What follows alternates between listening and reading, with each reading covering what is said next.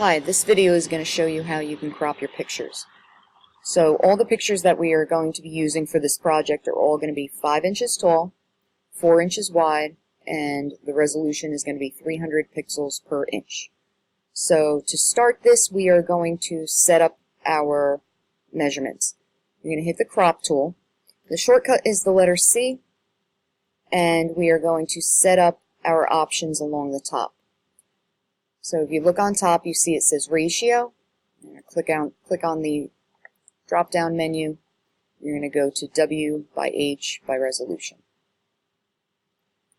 So the first number is going to be your width. It's going to be 4. If you want to put IN, just to make sure the computer understands that you're dealing with inches, that would be good. Then 5, IN. You're going to notice that the cropped area has already changed to that 4 by 5 space. And the next one is the resolution. You just put 300. It's already set for pixels per inch. So at this point, if you go inside of this field, you can see that you can move the picture around. If you want to change the size of the crop space, you can drag the corner in or out. You can see it's going to be jumping around quite a bit. If you move your cursor outside of the space and then you get this sort of right-angled arrow, this allows you to actually rotate it. So if the picture, let's say that we need a letter Z, and it's better if it's like that, you can move it in place like so.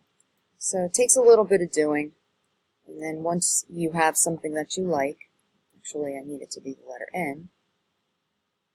Sometimes if the picture doesn't fit, you have to actually go back and retake the photo, but I think this is going to work out.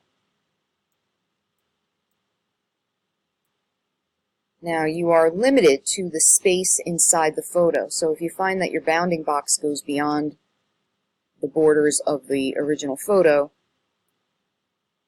you may find yourself having to retake the photo if it's not going to fit. Do not want it to go past that. So that looks pretty good. It's pretty centered nicely. So you're going to go along the options, and at the very end there's a check. You're going to hit the check, and it's going to put those changes into place. Then you're going to go to save this picture. So my suggestion is when you save these pictures,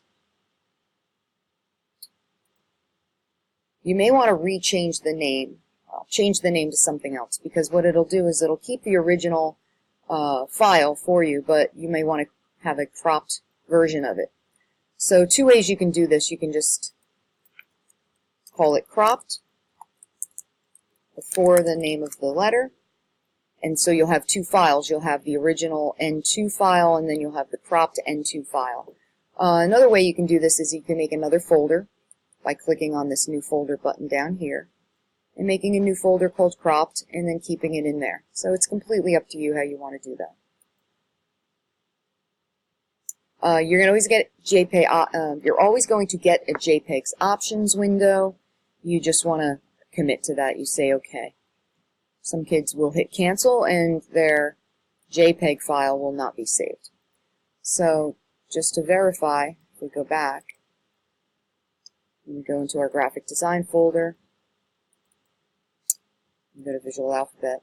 You see you'll have the original unedited and uncropped picture, and then you'll have another version that's your cropped picture. So at least to name them all cropped so they're easy to access, you know what you're looking for. So go ahead and crop all of your pictures, and the next video is going to show you how you can figure out the size of the background as well as creating the background for all these letters to go.